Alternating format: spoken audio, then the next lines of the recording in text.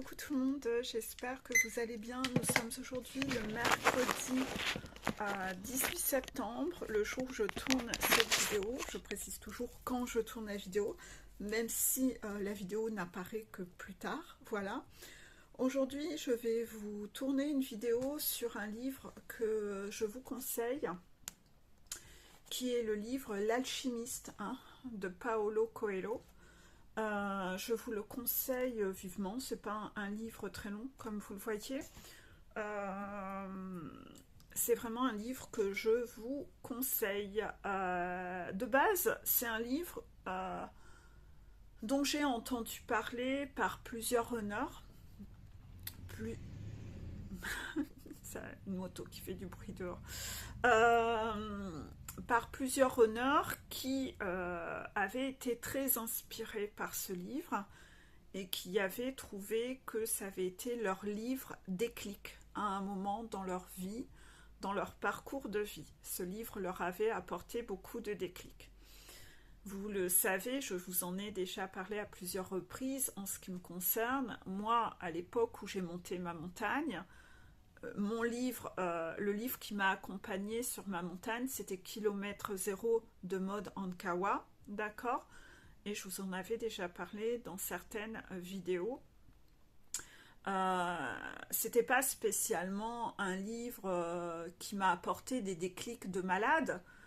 Les déclics, je les avais déjà eus, mais c'était comme un livre qui m'accompagnait sur ma montagne et à chaque fois que je l'ouvrais, pour lire parfois que 2 ou 3 pages, c'était exactement les conscientisations que je mettais en application dans ma vie. Donc j'avais une forme de synchronicité, comme si ça avait lieu en même temps que moi.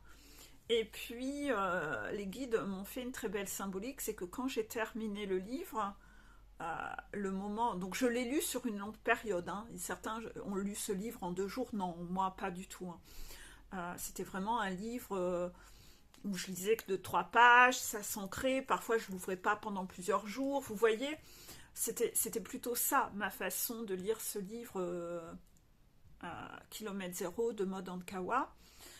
Et en fait, quand elle arrive en haut de sa montagne dans ce livre, les guides m'avaient dit, toi aussi en fait, t'as mis ton piquet en haut de ta montagne. Et en fait, ce qui fait que j'ai eu une histoire très particulière avec ce livre et je m'étais écroulée en pleurs à la fin pour ce joli cadeau de confirmation de mes guides à l'époque.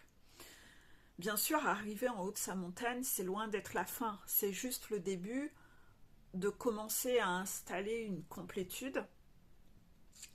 Et cette complétude, il va falloir qu'elle soit stable dans la plupart des circonstances. Même si vous êtes fatigué, même si vous êtes malade, même si vous êtes... que sais-je, voilà. Même quand vous avez des épreuves. Voilà, c'est ça que disent les guides. Donc en fait, la complétude, c'est une étape qui dure un certain temps, d'accord, parce qu'elle va être testée, éprouvée, voilà. Durant la phase de complétude, à un moment, on va vous laisser un peu vous reposer, parce que vous avez monté la montagne, ça a été éprouvant, et puis vous allez avoir comme une phase d'accalmie, et puis les tests qui vont tomber au moment où vous vous y attendez pas, pour voir si vous vous en sortez bien, si vous restez aligné, si les compréhensions, les guérisons sont les bonnes, si vous redescendez le toboggan qui vous fait redescendre tout en bas, ou si vous pliez le genou en haut, vous trébuchez, mais tout de suite vous vous ressaisissez, donc ça va. La complétude va vraiment durer un certain temps et ils vont observer surtout votre stabilité émotionnelle, car une instabilité émotionnelle pourrait entraîner de nouveau une instabilité réactionnelle dans les choix et les positionnements que vous pourriez avoir. Et tout ça va être testé avec plein de paramètres quand vous êtes en pleine forme, quand vous êtes fatigué, quand vous êtes malade et quand vous êtes triste parce que vous vivez des épreuves dans votre vie, des épreuves annexes. Donc voilà, la complétude, ça dure un certain temps pour le coup. Bon, ce qui a été très joli pour moi, c'est que j'ai lu ce livre, L'Alchimiste, là, parce que je l'avais acheté depuis un certain temps. Puis là, j'ai dit, ben tiens, avant d'entamer un livre, à chaque fois, je demande au guide, je choisis lequel. Parce que bon, j'ai genre 50 livres en attente. Voilà. Donc, en fait, je choisis lequel et les guides m'envoyaient beaucoup de synchronicité sur ce livre. J'ai dit, ah, bon, d'accord, ça va être le moment que je lise ce livre. Donc, je l'ai lu et il y a, en effet, je peux comprendre que ce soit un livre déclic pour les runners. Hein, c'est un livre vraiment pas mal. Si j'en parle en vidéo, c'est que je vous en ai parlé beaucoup en story avec parfois des petits extraits. Alors il faut savoir que moi, des livres que je compte garder, je stabilote. Hein. Voilà, hein, je stabilote des phrases phares. Voilà. Si je sais que ce livre me plaît, que je vais le garder dans le but de le relire peut-être plus tard, je m'en fous de mettre du stabilo dessus, c'est mon livre à moi. Voilà, basta. Ainsi, je vous ai partagé quelques petits extraits de ce livre, parfois en story, et je vous en partagerai parfois quelques petits extraits sur Facebook également. Et les guides voulaient que je fasse un peu la pub de ce livre pour vous dire vraiment lisez-le. Mais lisez-le doucement, ne soyez pas dans l'hyper-consommation à le lire de façon superficielle, car parfois vous avez vraiment beaucoup de symbolique. Dans ça, de texte, vous pouvez avoir un ou deux symboles. Donc le fait de le lire lentement, essayez de voir les symboliques, les images, d'accord? Les métaphores, ok? Les guides souhaitent que je vous partage un petit extrait et peut-être 2 ou 3.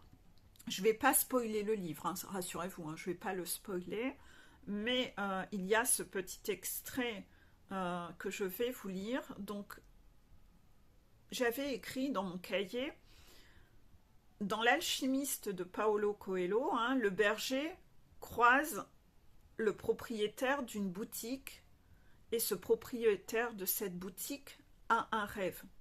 Lui, son rêve, c'est d'aller un jour à la Mecque. D'accord? Parce qu'il est croyant. Voilà. Et quand on lui demande pourquoi il n'y va pas, il répond que rêver de cela lui suffit. Je vous donne la phrase qu'il dit dans le livre. J'ai peur de réaliser mon rêve et n'avoir ensuite plus aucune raison de continuer à vivre. Il dit au personnage principal du livre, toi, tu veux réaliser tes rêves. Moi, tout ce que je veux, c'est rêver. Et rêver de la Mecque. J'ai déjà imaginé des milliers de fois les détails. Mais j'ai peur que ce ne soit une immense déception, de sorte que je préfère encore me contenter de rêver. Il lui explique, tout le monde ne peut pas voir ses rêves de la même façon. Pourquoi les guides souhaitent que je vous parle de cet extrait?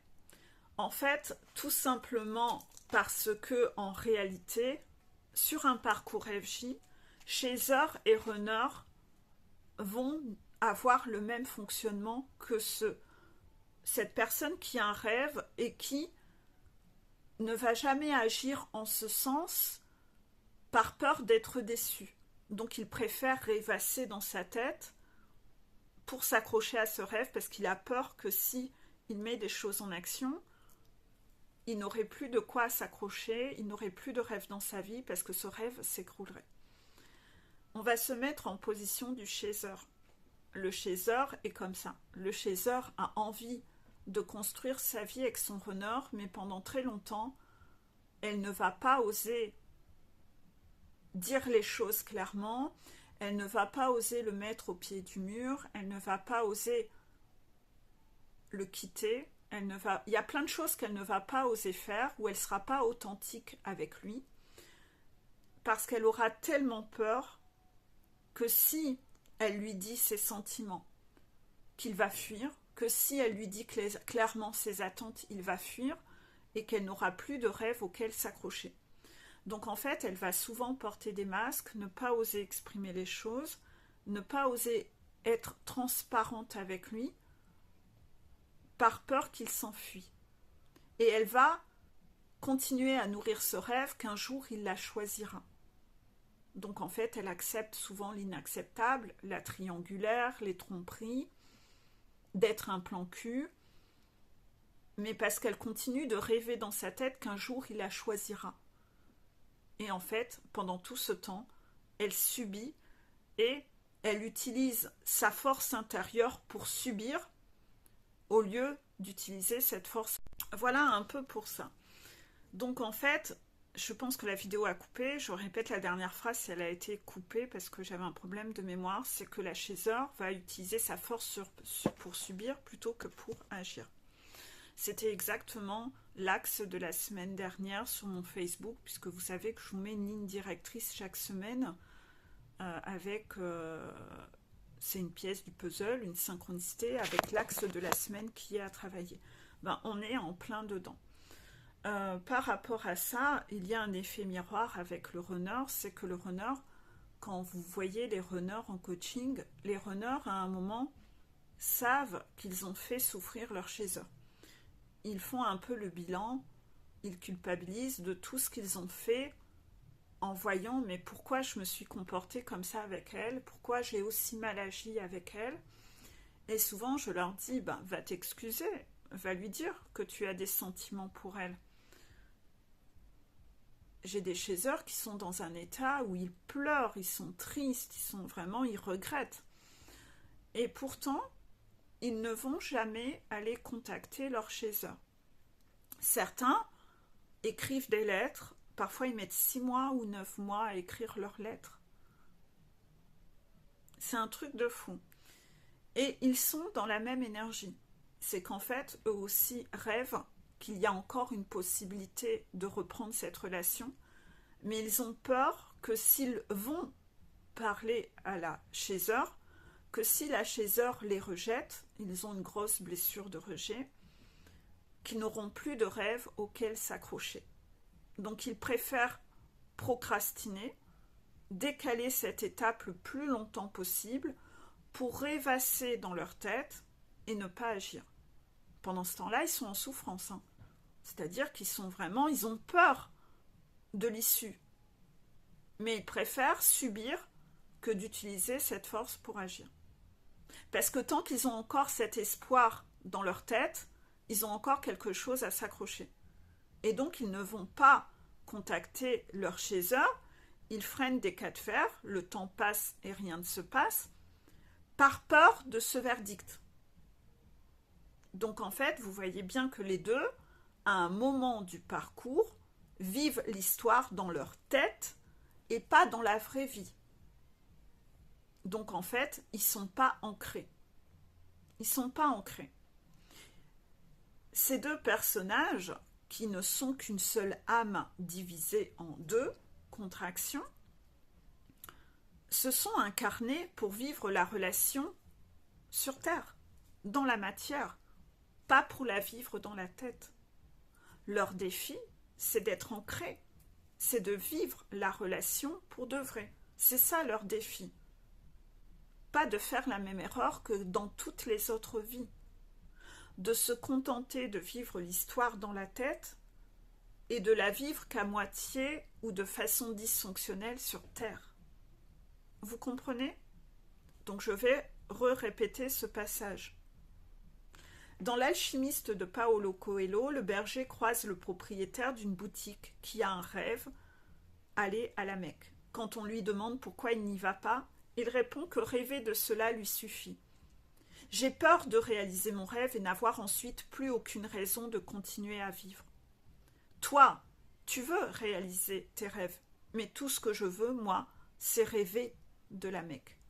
J'ai déjà imaginé des milliers de fois les détails, mais j'ai peur que ce ne soit une immense déception, de sorte que je préfère encore me contenter de rêver. Tout le monde ne peut pas voir ses rêves de la même façon. Ce monsieur est quand même très dysfonctionnel. Bien sûr, on ne peut pas forcer quelqu'un. Mais n'empêche que c'est très dysfonctionnel. Parce qu'il est en sacrifice, ce monsieur. Et il n'était pas épanoui dans sa vie. Il n'était pas épanoui. Donc c'était un petit passage dans un livre. Vous voyez, ça ne vous fait pas spoiler la chose.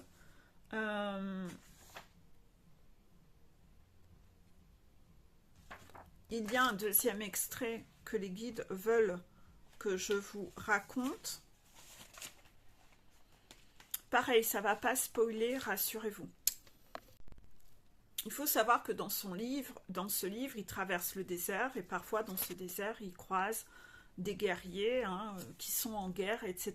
Donc ils ont parfois des petits moments de flip parce que quand ils croisent ces gens, ils se demandent toujours si ils vont pas se faire attaquer, tuer ou quoi que ce soit. D'accord ?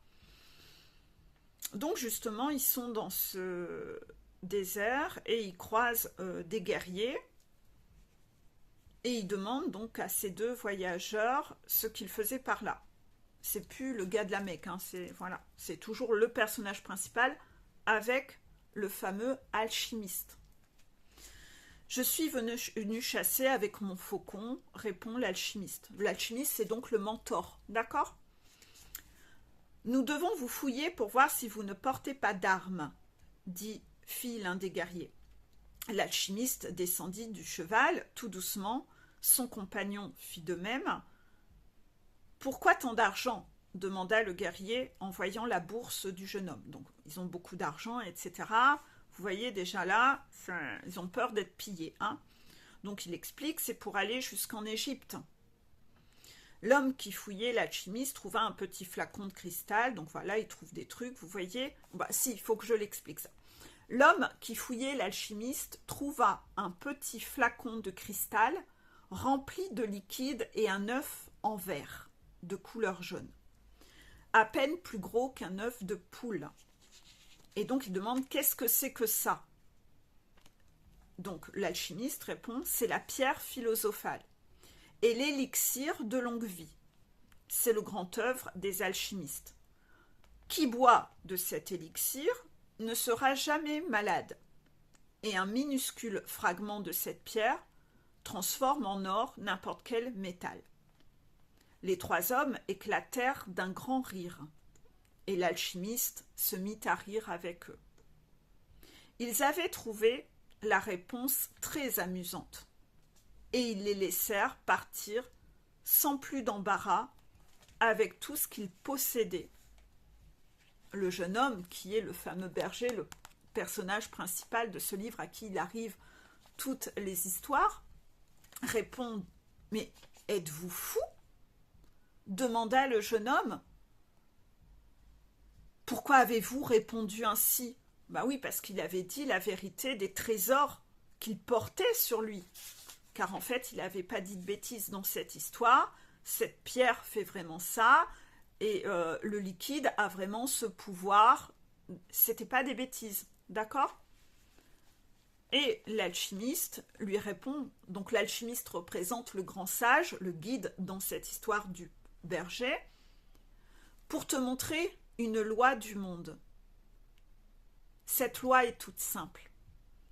Quand nous avons de grands trésors sous les yeux, nous ne nous en apercevons jamais. Et sais-tu pourquoi ? Parce que les hommes ne croient pas au trésor. Quand j'ai lu cette phrase, je me suis pris une claque.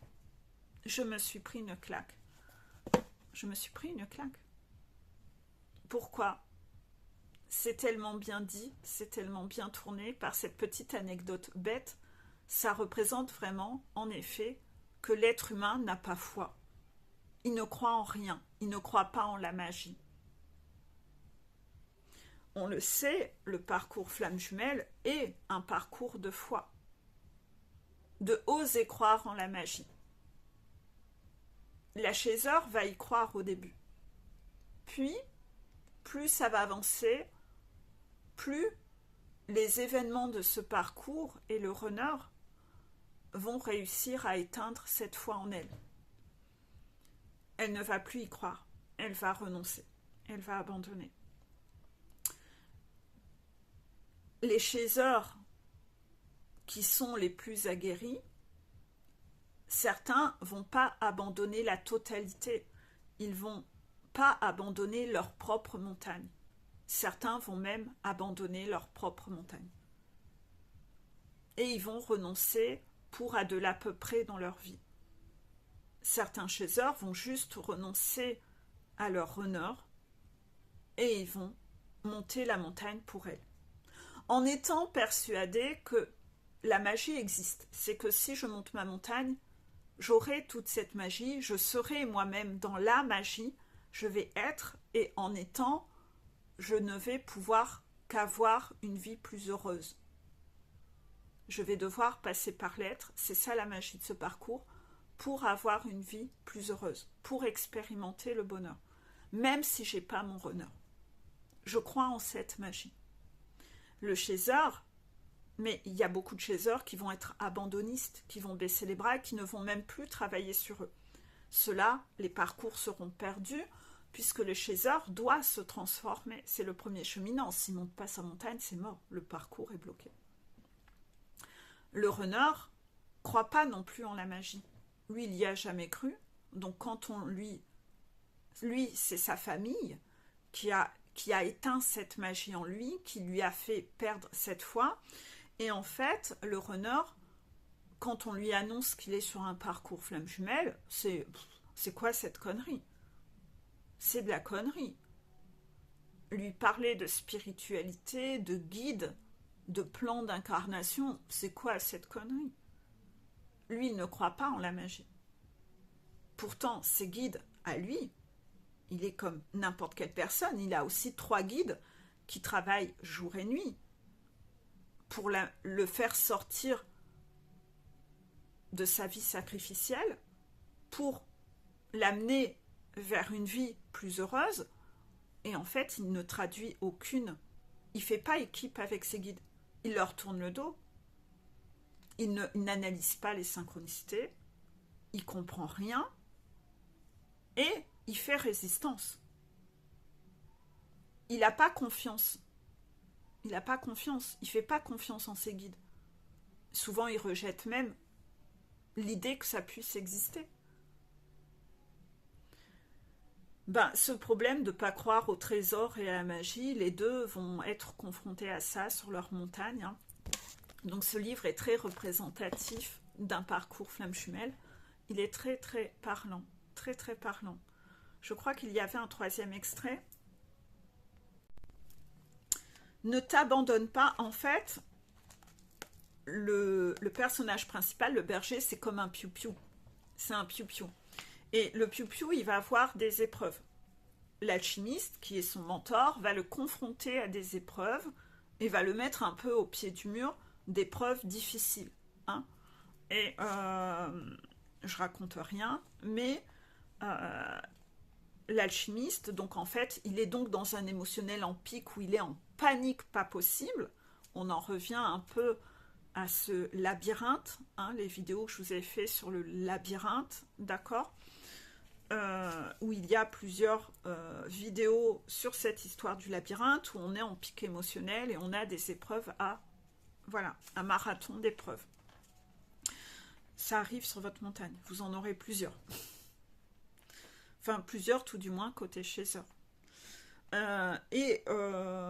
Il explique à ce berger, ne t'abandonne pas au désespoir, dit l'alchimiste, d'une voix étrangement douce. Cela t'empêche de pouvoir converser avec ton cœur. C'est ça, c'est ce que je vous explique dans ces vidéos labyrinthe. Si vous êtes en pic émotionnel, vous allez plus savoir analyser. Vous allez converser qu'avec votre ego, mais pas avec votre cœur, pas avec la bonne voix. Il n'y a qu'une chose qui puisse rendre un rêve impossible, c'est la peur d'échouer. Et ça, c'est le serpent interne. C'est la voix du petit diable qui va vous dire « tu vas échouer, tu vas échouer, tu vas échouer », le côté gauche. Tu vas échouer pour que vous ne fassiez rien, pour abandonner, pour baisser les bras. Mais ne t'inquiète pas, en général, la mort fait que l'on devient plus attentif à la vie.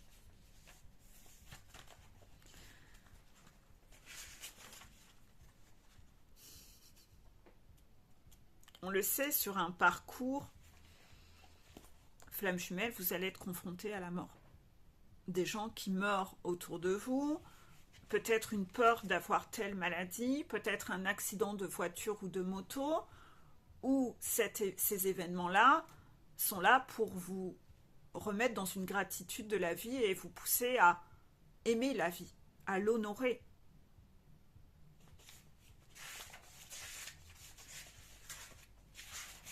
J'ai perdu la phrase.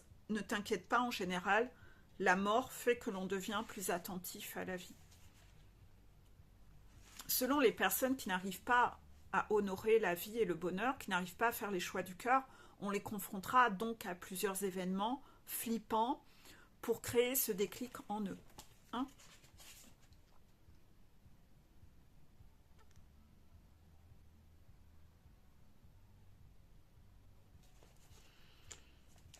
Je ne sais pas s'il y a d'autres passages. Non.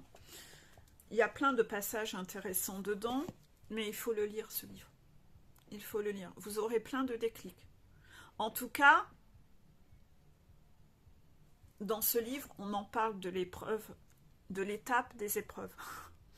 Et je ne sais plus comment c'est tourné dans ce livre. J'ai plus la phrase là, mais ils expliquent qu'avant que les cadeaux tombent, avant que le trésor tombe, vous aurez des épreuves. Il y a une étape des épreuves avant d'avoir le cadeau. Donc oui, il y a une traversée du désert, en fait, hein, qui est compliquée, les épreuves, il faut se relever, il faut tenir bon avant d'avoir les cadeaux. C'est des mises à l'épreuve. Sur vos guérisons, sur votre persévérance, sur... voilà. Dans ce livre, on parle beaucoup qu'il y a beaucoup de gens qui aimeraient avoir, mais qui n'ont pas le courage de faire le chemin. Qui n'ont pas le courage de faire le chemin. Donc ils ne peuvent pas avoir. Parce que ces gens-là n'ont pas envie de fournir d'efforts. C'est le but d'un parcours FG. Seuls ceux qui auront le courage d'aller au bout, y parviendront. Ça fait développer chez vous le courage. D'accord ?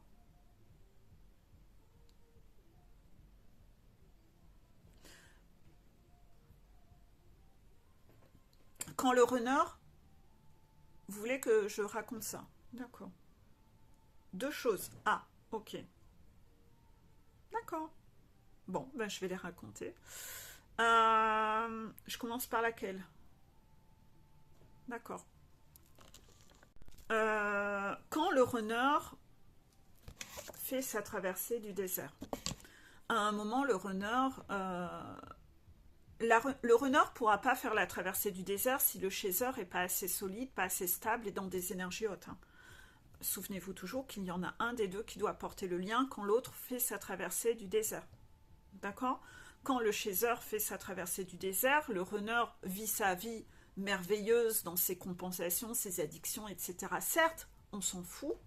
En tout cas, il porte le lien pendant ce temps-là, grâce à tout ce merdier, certes superficiel, mais en tout cas, il le porte quand même, le lien, quand la chaser, elle fait sa traversée du désert. Quand la chaser a fait sa traversée du désert, parce que c'est elle qui doit faire le job en premier, c'est comme ça que fonctionne un parcours FG, on ne va pas changer les règles, c'est comme ça. Elle, quand elle a fini de faire sa traversée du désert, il va falloir qu'elle soit stable, solide et dans des énergies hautes pour le porter à elle seule, ce lien, à ce moment-là. Parce que le runner ne va plus le porter. C'est lui qui fait sa traversée du désert. Hein, il fait sa traversée du désert.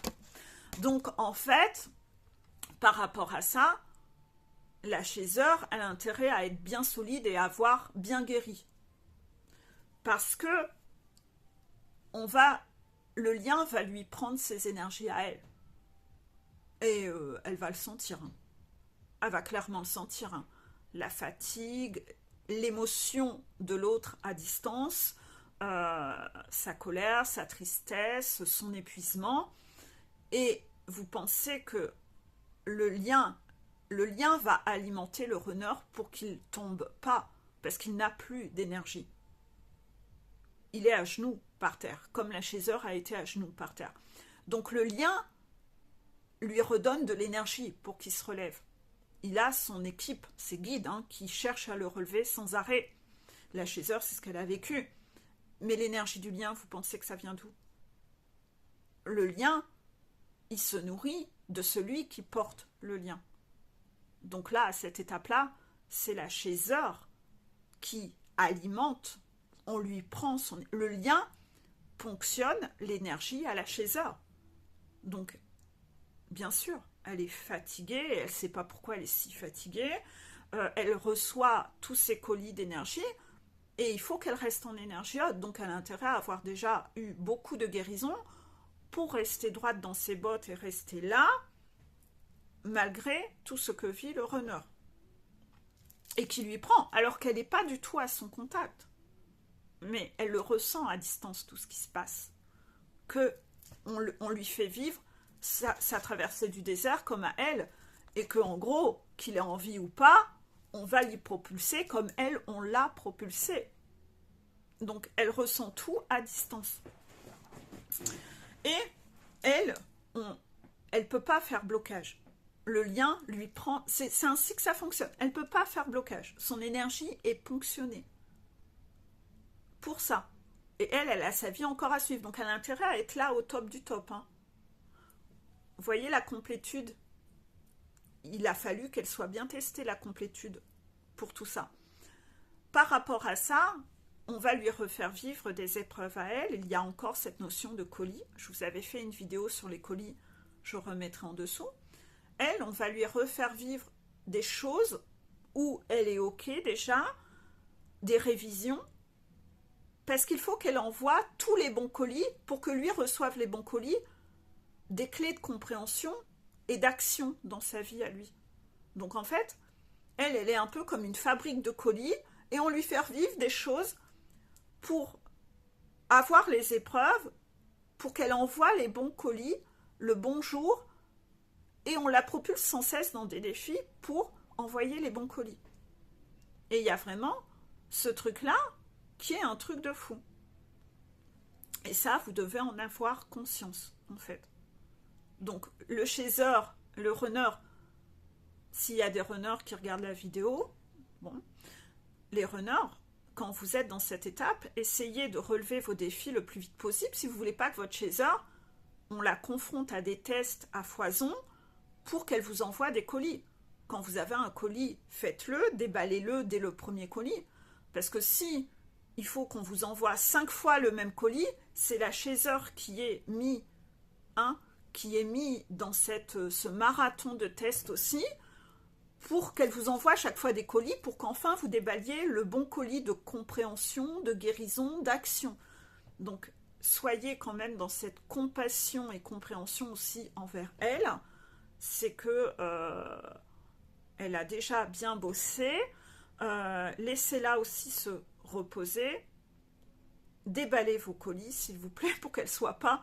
Parce que c'est dur aussi, hein, cette partie-là. La chaser, elle se demande quand est-ce que ça va s'arrêter. De base, elle a déjà eu sa complétude, elle a eu son diplôme complétude, et malgré ça, on lui refait vivre des marathons de tests pour vous envoyer les colis à vous, alors que vous ne voulez pas entendre parler d'elle, alors que vous ne lui parlez pas, que vous voulez... Vous voyez? Donc en fait, elle est encore en train de donner quand même, alors que elle ne reçoit pas de vous et elle n'a jamais reçu de vous.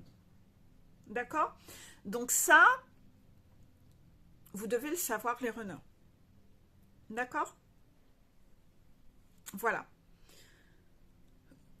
J'ai assez expliqué? D'accord. Maintenant, la dernière information que les guides voulaient que je vous dise, c'est que quand j'ai lu ce livre, donc c'était marrant parce que Kilomètre Zéro, ça a été le livre où on m'a annoncé à la fin c'est bon, Peggy, t'as mis ton piquet en haut de ta montagne, voilà. Et ce livre, quand je l'ai fini, les guides m'ont dit ouais, bon, on va quand même te le dire, mais c'est bon, ta complétude, on va arrêter de te faire chier dans ta complétude. Ta complétude, elle est confirmée de notre part.